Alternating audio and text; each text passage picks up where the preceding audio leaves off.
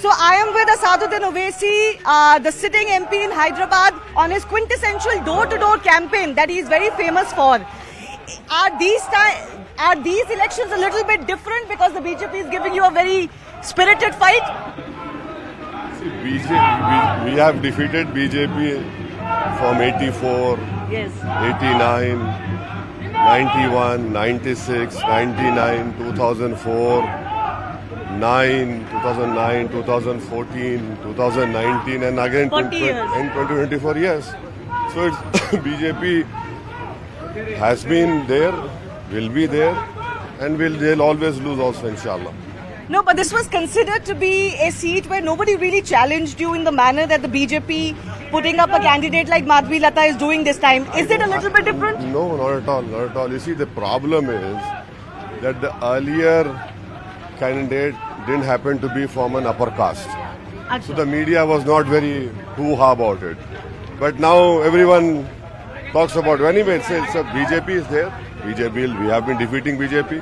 But do you think it's because of her upper caste credentials or because this is a woman who's very articulate, very ferocious? She's leading the campaign from the front. Are you saying that Venkaiah Naidu was not articulate when he contested against our then party leader in 1996 and lost?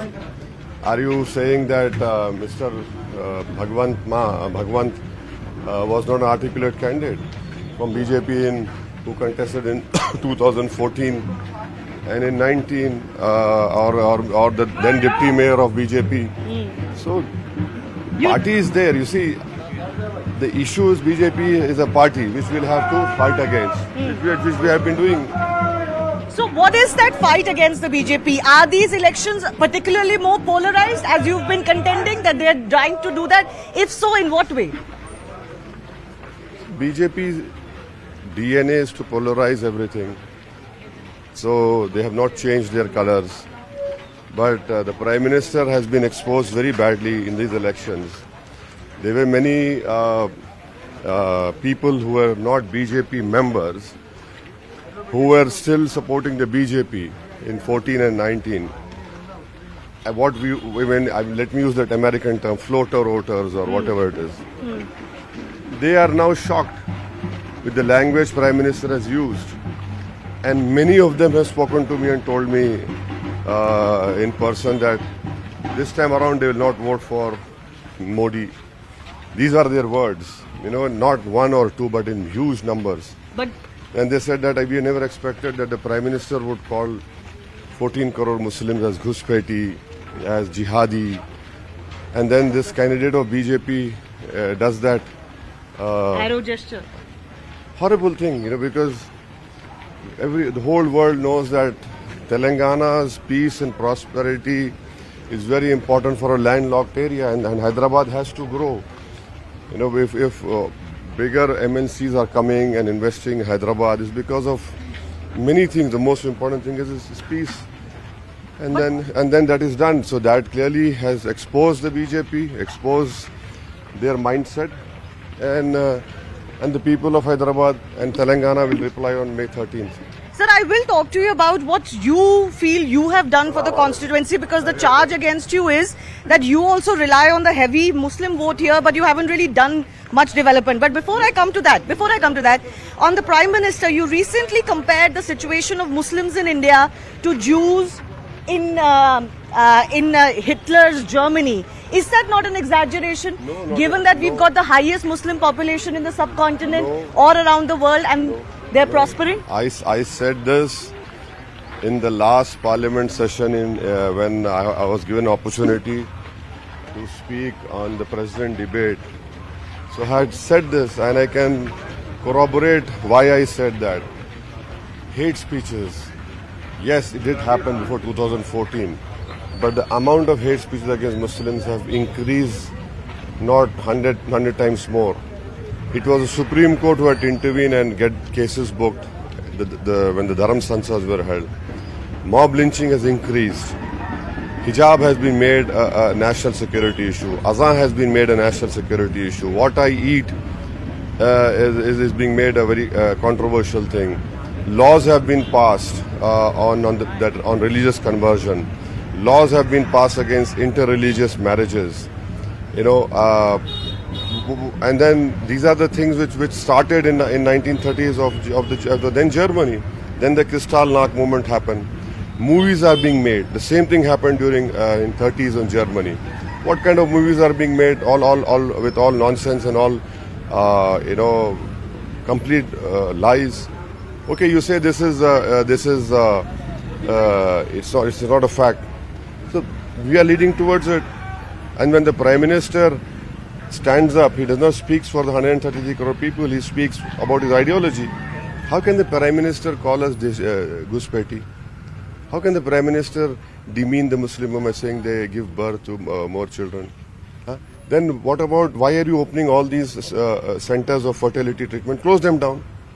Can the Prime Minister understand what a woman, there are so many fertility centers throughout India, in Hyderabad also. You close them down. Why are you demeaning? You criticize any other political party you want. It's part of your electioning. But to demean 14% population, what is the message is sending? So can I ask you a counter question? When we talk about polarization, it's never one-sided. You also go to a beef shop and say, "Kaatte raho." In a country like India, when you do that, isn't that seen as polarization? No. Am I breaking a law? No, I'm not breaking a law. I wanted to expose BJP, which have been successful. You have taken 10 crores electoral bond from a company called Alayana, which happens to have a factory in Telangana. You have no objection in taking 10 crores, but your objection to a Muslim Qureshi, whose profession has been that, who sits for 17 hours in a day and makes 500 rupees, a Kathik who opens a shop, you are against them. You want to close those shops. Day in, day out, you speak about them. So you are more interested in electoral bonds from a company, but you're not interested in the economic little bit progress, prosperity of a poor man who runs a shop with 2 or 3 people. But what about the fact that your critics say that you also do identity politics primarily, and your politics is only Muslim-centric? No, how? Is it wrong to talk about a community which is lacking behind on all the parameters of human development indicators? It is. Please tell these people to read the Kundu Committee report, which was given to this government in 2014 October. Please read the NSSO data. What does that say? Please read the National Family Health Survey. So are you saying that the Muslim reservation issue that has been kicked off by the BJP this time around, are you saying that Muslim reservations are fair and needed? Because the BJP has made it a poll plank to say that reservation shouldn't come for all Muslims, only for backward Muslims, and it shouldn't come out of others' quota. Well, you see, number one point is that it is completely lie that someone else's share has been taken and given to the caste among the Muslims. In Telangana and in Andhra Pradesh, this reservation started in the erstwhile Andhra Pradesh. Mr. P.S. Krishnan, a renowned anthropologist who's nowhere in this world, who was very much instrumental in the Mandal Commission report, he had created a list of caste of Muslims which will get reservation and a list of castes which will not get reservation. Now, where is this case of getting a base of religion? In Maharashtra, the reservation was given. People challenged it. It went to Bombay High Court. The Bombay High Court upheld it. They said, yes, reservation can be given to Muslims. They are socially, educationally backward in education. In some states, it's being given to all Muslims with no concept of creamy layer. Like, for example, the Prime Minister has raised the issue of Karnataka, and he has also raised the issue of Andhra and Telangana. See, the interesting part about Karnataka is, when Yedurappa was the CM twice, he allowed it. He continued with it.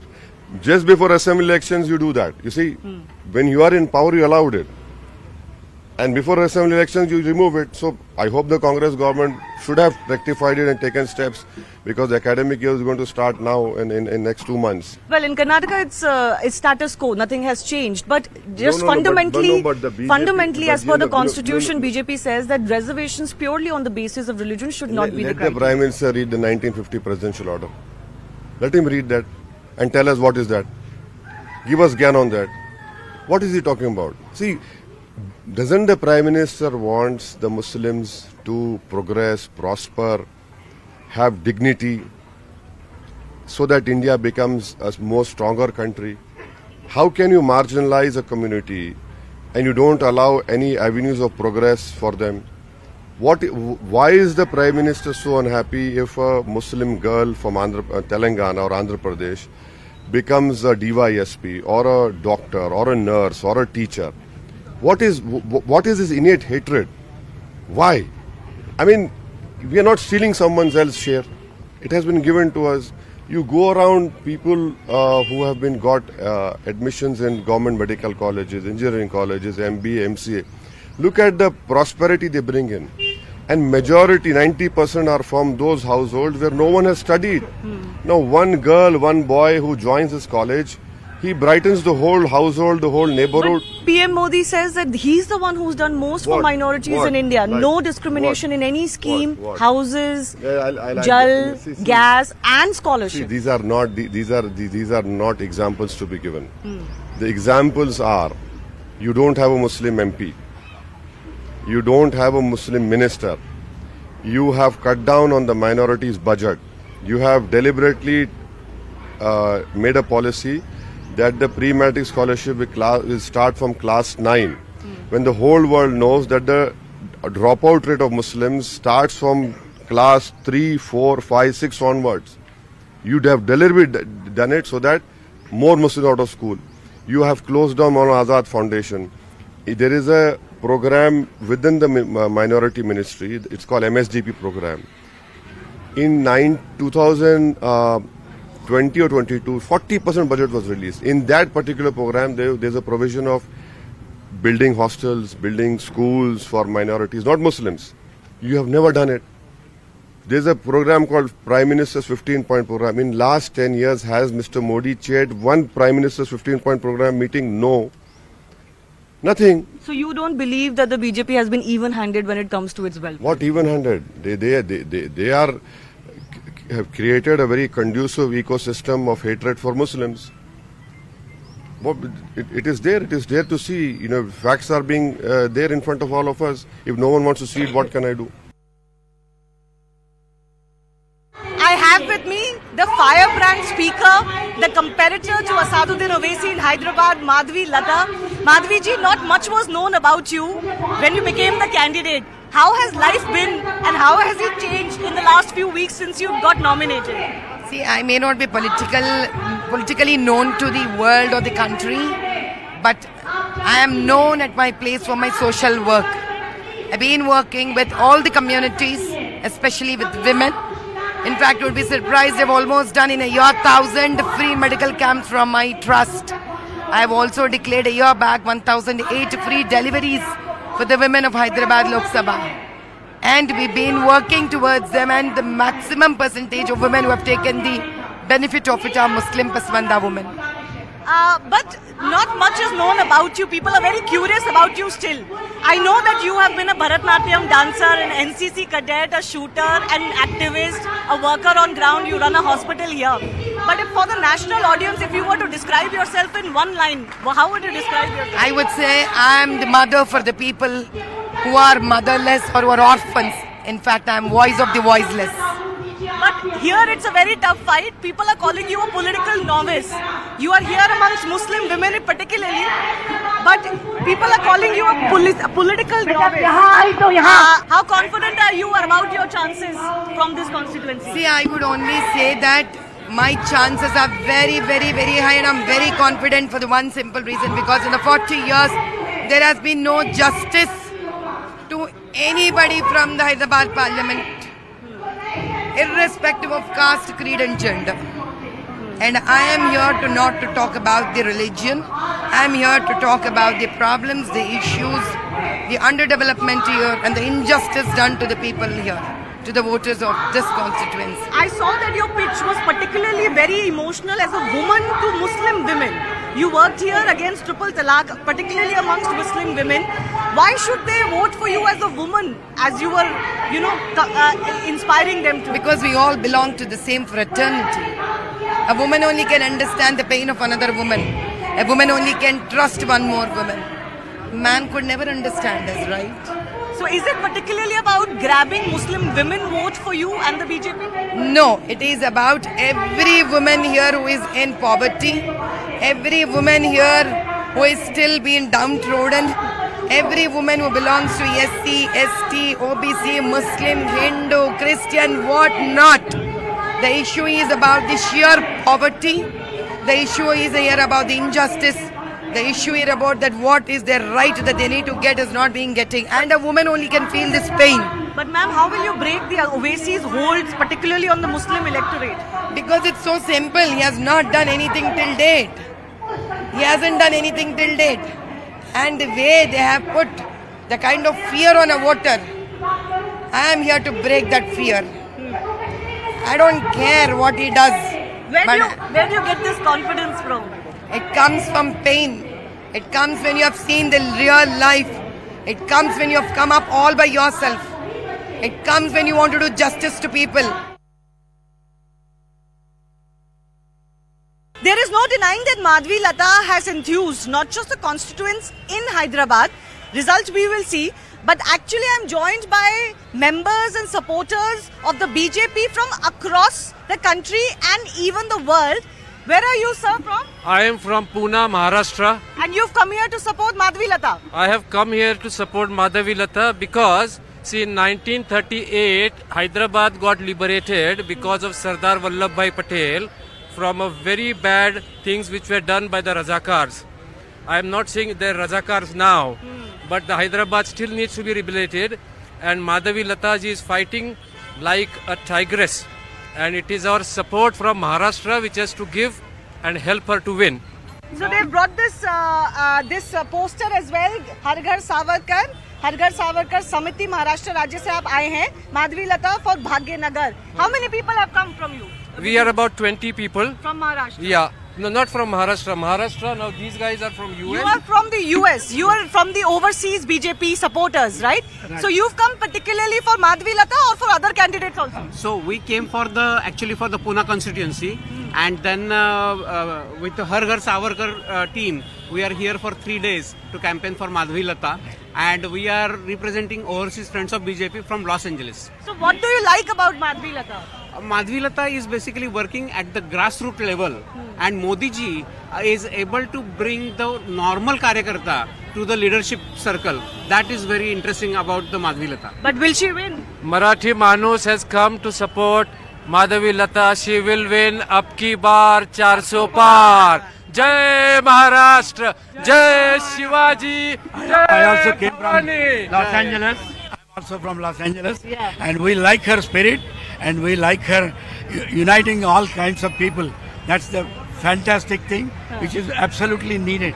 Yeah. I'm very, very happy. Yeah, I am Bharadwaj. I'm Bharadwaj. I'm retired with Singareni Collieries.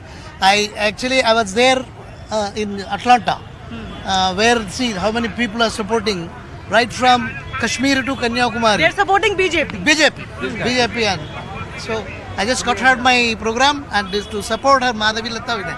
Madhavi Lata is being called Jhansi ki Rani. Jhansi ki Rani. She is fighting as a Jhansi ki Rani against Sir, Marathi. But जीतेंगे? जीतेंगे, हमेशा जीतेंगे. क्यों मन में आता है नहीं जीतेंगे? जीतेंगे ही जीतेंगे. क्यों जीतना जरूरी है उनका? राष्ट्र के लिए, मोदी के लिए, अपना हिंदुओं के लिए जीतना है. हमें जीतना है. 38 में मेरा फादर इधर था रिवॉल्यूशन में, और आज हम हैं इनके साथ. इनके लेके आए हैं हम कि उस टाइम नहीं थे हम, इस टाइम हम हैं. तो हैदराबाद को भाग्यनगर बनाना जरूरी है, आप मानते हैं? That depends on Modi. Let him decide. Modi ji है तो मुमकिन है. हम सियासत में नहीं आना चाहते. हमको खाली हिंदुस्तान, सबका विकास, सबका विकास. All right. So there you heard it from members, supporters of the BJP from across the country and the world. Madhavi Lata certainly is a firebrand speaker. She's a fighter. She may be a newcomer, but she's giving a tough fight, a spirited fight at least, regardless of what the results may be. With camera person Vikas Rawat in Hyderabad, Shivani Gupta, CNN News 18.